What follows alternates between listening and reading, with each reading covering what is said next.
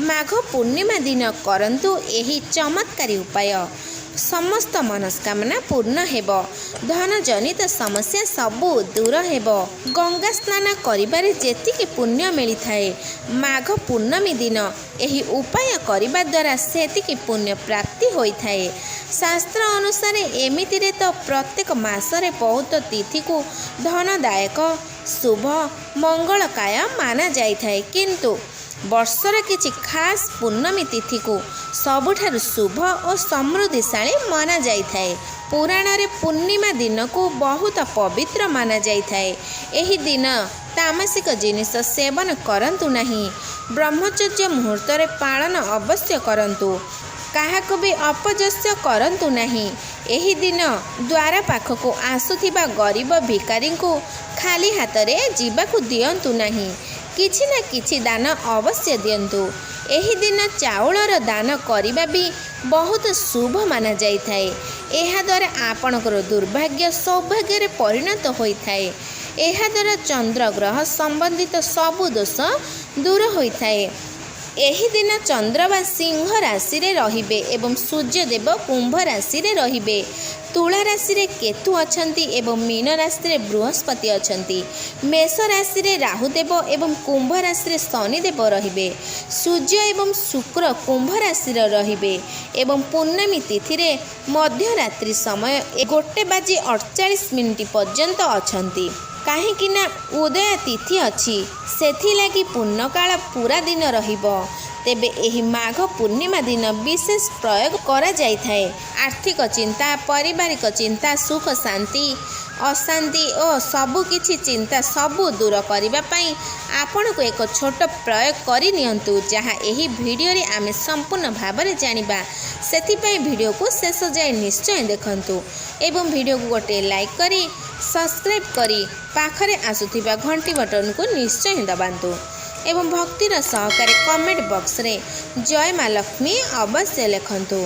एही पूर्णमी दिन आपण जेबे सकाळु सकाळु उठिबे, गाधोइबा बेले गाधोइबा पानी रे किछि दुब घास पकाई देबे एवं किछि गंगा जल पकाई सही पानी रे गाधोइबे।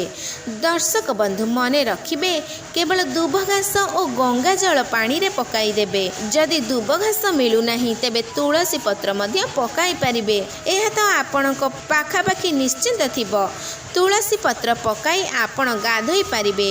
जदि आपण घर पाखापाखि नदी सरोवर थिबा किछि भी नदी थिबो तेबे सेठारे जाई आपण गाधोई पारिबे। जदि आपणकर घरे गंगा जल नेई पानी रे पकाई गाधोई पारिबे, नहले गाधोई सारी गंगा जल मुंड उपरे छिंची देबे।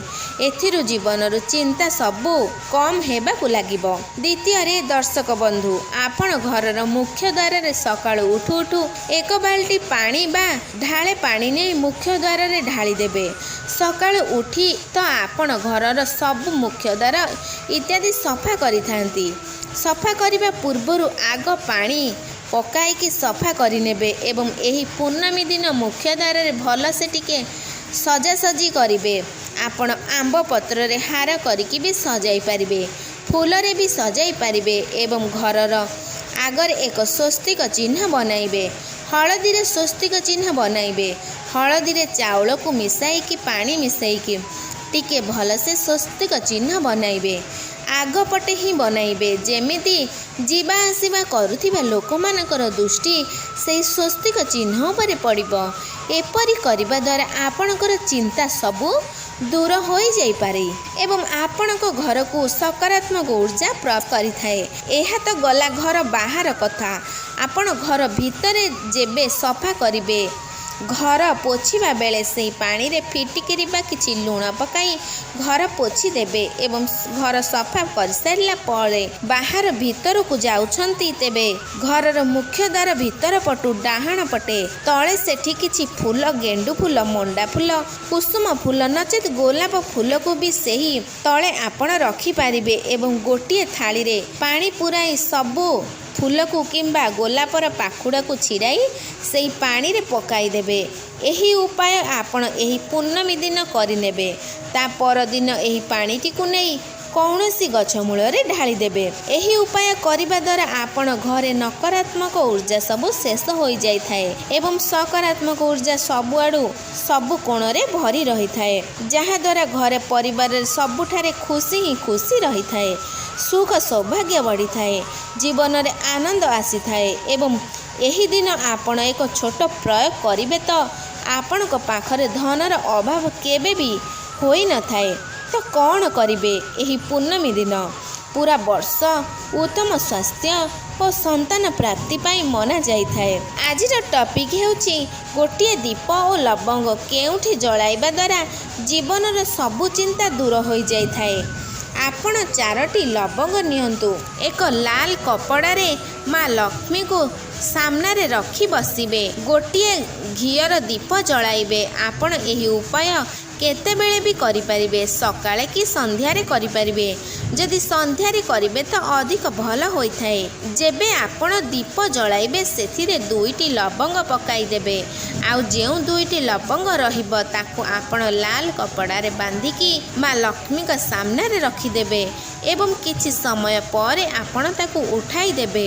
ଆପଣଙ୍କର ଘର ଧନ ରଖୁଥିବା ସ୍ଥାନରେ ପାଖରେ ରଖିଦେବେ। ଆପଣଙ୍କର ସମସ୍ତ ମନସ୍କାମନା ପୁରା ହୋଇଯିବ।